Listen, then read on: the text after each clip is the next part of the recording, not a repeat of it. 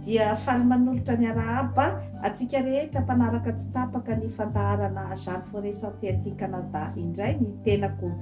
izao no fotoana voalohany amin'ity 24 ity zany ny anolorako ny fandaharana ka ny lohateny izay hoady adintsika eto zany dia ny hoe mahatsara ny mpifankatia ve ny adiady madinika izay mipetraka sa vao maika tena mety andrava hatrany amin'ny fiarahana mihitsy ara ve ny adiady. Izay zany no hoady adintsika eto zany androany. Ny mpifankatia tsy mifamarafara hony ady no hiafarany. Eo koa ny fitenenana hoe ny erikerika ny mahatondra-drano, izany zavatra rehetra izany dia miodikodina ao amin'io fifankatiavana io daholo. Inona zany no mahatonga ny hoe famakafakana ny hoe mapety ny mpifankatia ve ny ady sa mety manimba ny fifankatiavana. Ny tsara homariana zany aloha dia arakaraky ny hoe karazan'ilay ady izay angamba no amaritantsika azy bebe kokoa ny amin'ny hoe mety anatsara ve sa mety animba ny fifankatiavana ny adiady. Raisitsika zany ny amin'ny lafiny hoe rehefa natao ny fikarohana dia hita fa ny mpifankatia izay miadiady matetika zany matetika no maharitra kokoa. Inona ny antony? Satria ireo mpifankatia izay miadiady matetika ireo zany mifamalivaly matetika, manao discussion matetika amin'ny izay karazan zavatra rehetra miseho amin'ny fiainana, ireo zany no mpifankatia izay azontsika lazaina zany fa mampiseho ny hoe inona marina ny ao anatin'ny lohany sy ny ao anatin'ny say, ary tsy manafinafina zany ny toetrany. Izay zany aloha no analizy azo apetraka zany amin'ny hoe mahatonga ny mpifankatia izay maharitra zany. Maharitra kokoa zany raha oharina amin'ny mpifankatia izay tsy dia ahitana ady firy, tsy dia ahitana fifamaliana firy. Hoy ny mpandinika sy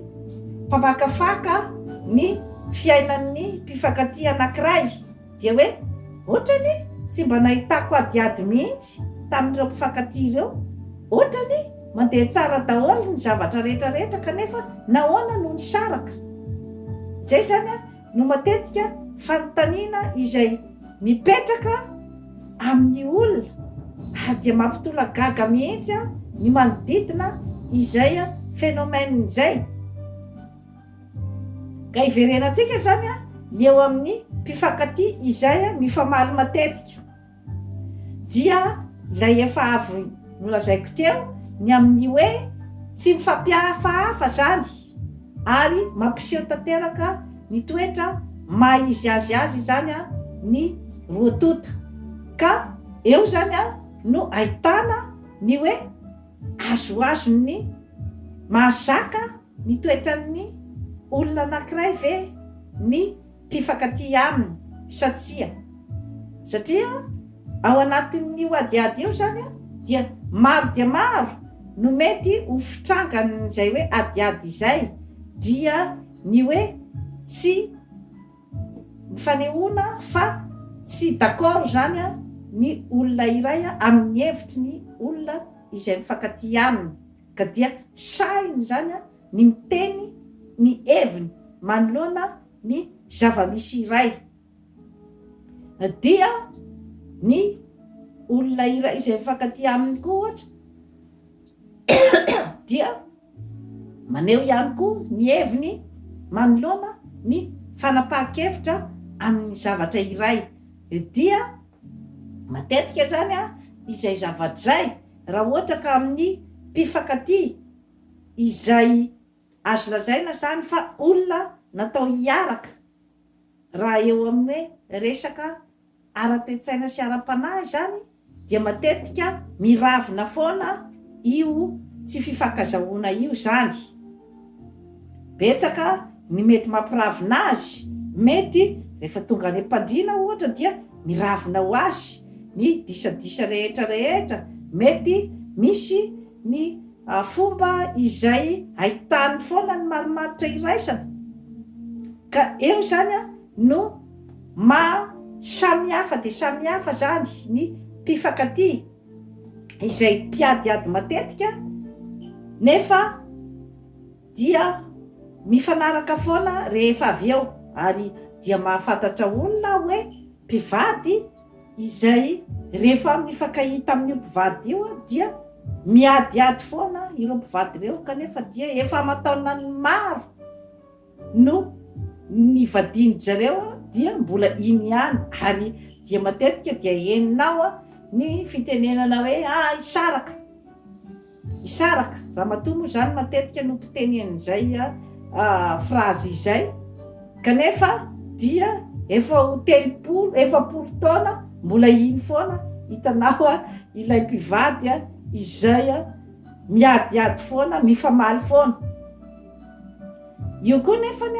dia arakarak'ilay hoe inona koa nefa no forma ny ady, satria ny ady dia mety miseho amin'ny endrika maro. Dia ny ady izay hoe misy ny fifandonana, ataontsika hoe zany fifandonana amin'ny vatana na direkta zany amin'ny alalan'ny fifamaliana. Misy ihany koa nefany ny ady izay atao hoe ady mangatsiaka, izany hoe tsy misy zany ny fifamaliana amin'ny vatana, fa nefa ny rotota zany dia tsy d'accord amin'ny hevitra matoa, ohatra rangahy na ramatoa tsy d'accord amin'ny hevitra rangahy, fa dia tsy te hiady, dia samy mimonjomonjo eny amin'ny plasiny. Ka eo zany no mety asarotra dia asarotra, ary mety apitatra lavitra ny fifandraisan'ny mpifankatia zany ny amin'izay hoe ady mangatsiaka zay. Satria rehefa ady mangatsiaka izy zany dia zavatra tsy apohitra zany hoe misy alahelo mikotrika fa tsy napohitra, ka mety manapoizina de manapoizina ny fifankatiavana izany zavatra zany, satria ny lolompo izay tsy mivoaka dia raha miandrona io lolompo io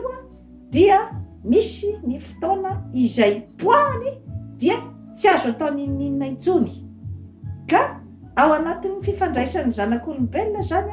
dia mila jerena akaiky izay resaka ady mangatsiaka eo amin'ny mpifankatia izay, ary ny mety ho vokadratsin'izay hoe lolompo mipetraka izay. Ka rehefa tonga zany ny fotoana izay hoe feno zany ny foniny tsirairay,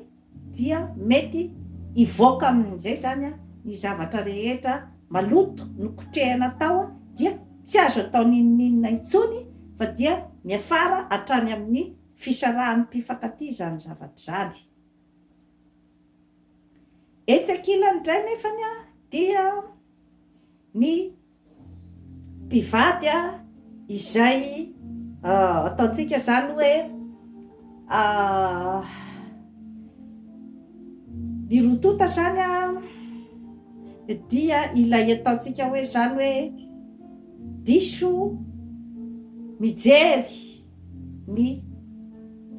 fijerin'ny olona, izany hoe miaina zany ao anatin'ny mason'ny olona.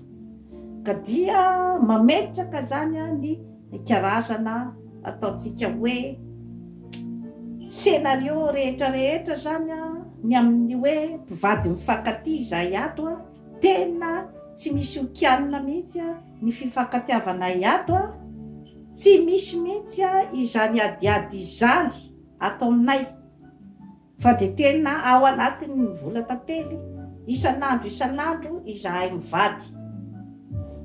Mety ho marina izay zavatra zay, ahoana moa no hoe ilazana fa de hoe tsy isy ny zavatra toy izay, kanefa dia raha ohatra aloha ataony fanadihadiana ny fiainan'ny zanak'olombelona dia azo lazaina fa vitsy dia vitsy angamba izany hoe fiainan'ny mpifankaty miara-mipetraka ka hoe ho vola tantely isan'andro izany raha hoe ny amin'ny maha olombelona. Ka eo zany no mampipetraka ny ataontsika hoe ayay izay mipetraka amin'ny manodidina ny fandokadokafan-dramatoa ohatra ny toetrandrangahy sy ny fifankatiavana misy ao amin'ny tokantrano izay mampitsiriritra dia mampitsiriritra tokoa ny vehivavy manodidina azy izay ataontsika ga hoe somary mikorotandrotana ny tokantrano na ireo izay tsy nahazo ny anjarany dia izay zany ilay hoe karazana fijerevana ny mason'ny olona, zany hoe miaina ao anatin'ny mason'ny olona, manao teatra zany ny olona iray amin'izay lafin'izay. Kanefa mety ahatsara azy ve ahatsara ny fiainan'ilay olona mpanao teatra ve izay karazana hoe vantardizy angamba zany ny tenerantsika azy. Maro amin'ireo olona izay miseho aty ivelany fa tena mifankaty ireo nefany dia rehefa ataony fanadihadiana ay olona efa tsy miara-matoritsony ao an-trano, zavatra misy daholy izany zavatra rehetrarehetra izany ary olona efa tsy mifampiresaka intsony ao an-trano fa rehefa mivoaka aty ivelany zany dia manao karazana teatra zany eo akaikin'ny mpiara-monina, zava-misy daholy izany zavatra rehetrarehetra izany eo amin'ny fifandraisan'ny mpivady. Inona zany no azontsika ataontsika hoe amitinana zany an'izay karazan-javatra rehetrarehetra izay dia ny hoe ny fifandraisana amin'ny maha olombelona raha ohatra ka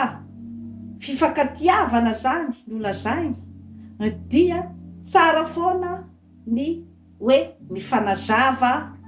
rehefa misy ny olana, rehefa misy ny zavatra tsy fanarahana, satria ny olombelona rehetrarehetra dia tsy voatery hitovy fijery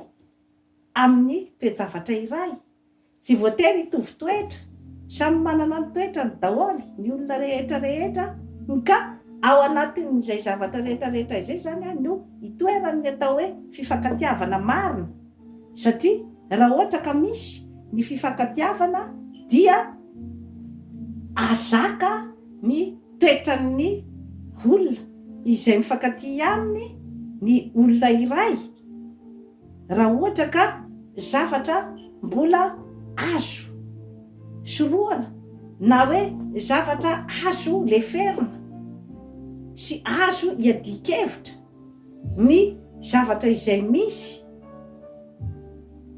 Tsy ariko ny olona rehetrarehetra dia hoe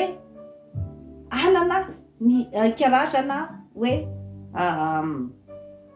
afaliana isan'andro, mety misy ny zavatra mahasorena avy any am-piasana, avy any amin'ny fiarahamonina rehetrarehetra any no mandeha ao an-trano, tsy voatery akory dia hoe ho bon humeur foana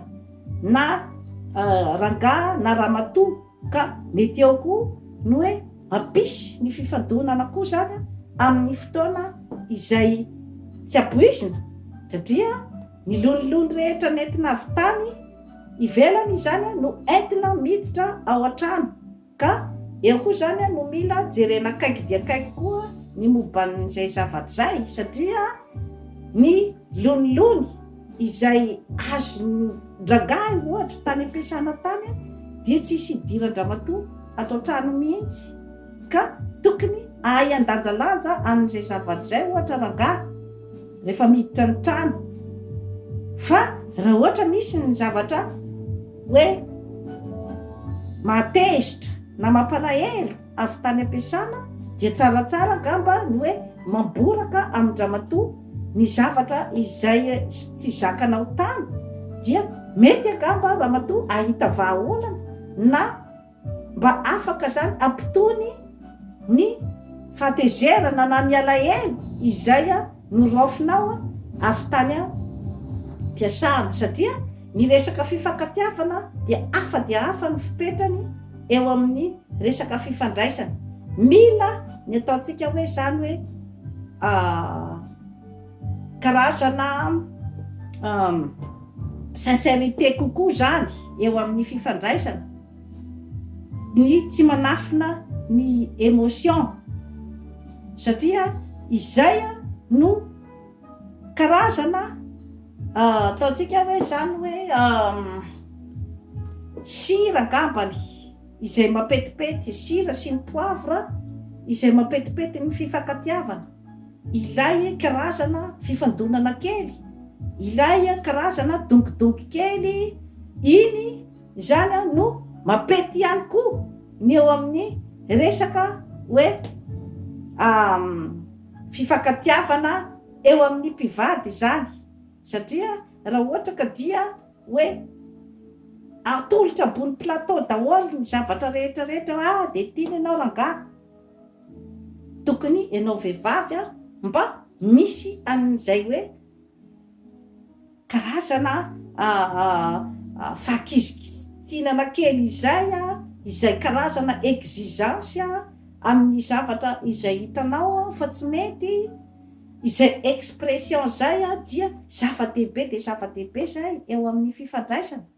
kanefa kosa zany lanjalanjaina daholo izay fihetsika rehetrarehetra izay satria raha ohatra ka lehilahy mora tohina ohatra no miaraka amin'ny vehivavy iray dia amin'izay fotoana izay dia tokony hahafantatra tsara ilay vehivavy hoe olona somary saripo ty olona iarahako ty dia amin'izay fotoana izay zany no mila hoe tsy maintsy mandanjalanja ny zavatra zay ho resahana kanefa kosa raha ohatra io adiady io zany hoe mivadika fikasian-tanana eo izy zany no mety hivadika zavatra hafa mivadika fikasian-tanana na mivadika ho resaka tena hoe fanambanina sy fandrahonana eo amin'ny tokantrano indrindrandrindra zany fa hoe fikasian-tanana ny hery tsy mitovy izany hoe ny vehivavy zany dia eo izy zany no mety hivadika zavatra hafa fa raha ohatra ka hoe ilay hoe tsy fitovikevitra na ny fifamaly-valiana amin'ny endriny samihafa izay ataontsika hoe zany hoe tsy de tena hoe mandeha hatrany amin'ny fandratranany maha-olombelona izay zany dia azo lazaina fa manatsaratsara kokoa zany ny fifankatiavan'ny olona anankiroa raha ohatra izy ka tsy mandeha lavitra zany averiko indray mandeha tsy mandeha lavitra amin'ny fikasian-tanana tsy mandeha lavitra amin'ny opa tsy mandeha lavitra amin'ny fanambaniana ny maha-olombelona ny olona raha tsy mandeha lavitra amin'izay zany ny hoe fifamalian'ny mpifankatia fa hoe miravina foana mahita ny maromaro tsiraisana foana dia mety vao mainky manatsara ny fifankatiavana izany zavatra zany ary mampaharitra satria misy koa indraindray ilay karazana dongidongy dia atao hoe ilay faux problème Izany hoe tsy tena ilay problème izay resahana eo zany ny tena nahatonga n'ilay atezerana, fa mety nisy zavatra hafa izay hoe resaka karazana hoe zavatra nandrasan'ny Ramatoa ohatra tamin'ny Draga, na zavatra nandrasa Draga tamin'ny Ramatoa nefa tsy natao, dia mety hoe endrika hafa no isehoan'izay, ka ny mpifankatia ihany no mahafantatra an'izay hoe inona ilay zavatra mety nandrasan'ny ty rangahy ty tamiko nefa tsy nataoko. Dia eo ihany koa no hafantarana koa ny atao hoe kôdin'ny mpifankatia, samy manana ny kôdiny daholo, ka raha ohatra ka ny mpifankatia anankiroa tsy mifankahalala an'izay kôdy izay dia izay no mandeha hatrany amin'ny faharavam-pitiavana na ny faharavan'ny tokantrano mihitsy ara.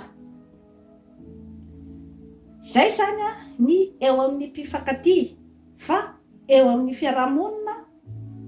misy indray koa nefa ny hoe adiady manao ahoana amin'ny endriny manao ahoana, satria ohatra zao ataontsika hoe any am-piasana ohatra, dia ataontsika fa tsy dia ilaina izay adiady izay, satria any am-piasana dia misy ny objectif manokana ny amin'ny hoe inona ny asa omena ahy ary inona ny vokatra andrasana amiko. Izay zany no zavatra mipetraka ao am-piasana, ka tokony hafantatra an'izay daholo zany ny mpiara-miasa rehetra.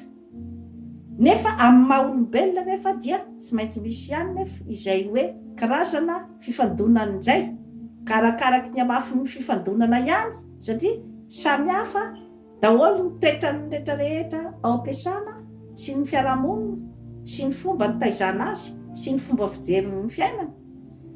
Ka nefa tsy maintsy misy ihany koa ny ambiansy amin'ny maha olombelona ao amin'ny toeram-piasana iray, vao zay koa nefa vao isy koa ny motivation. Kanefa raha ohatra ka ilay ambiansy zany no tsy voafehy tsara, fa nandeha loatra nizotra tany amin'ny fiatanam-pobe loatra, dia izay no mety mahatonga ny fikorontanana ao amin'ny fiarahamonina ao am-piasana na ny fiarahamonina amin'ny ankapobeny. Izany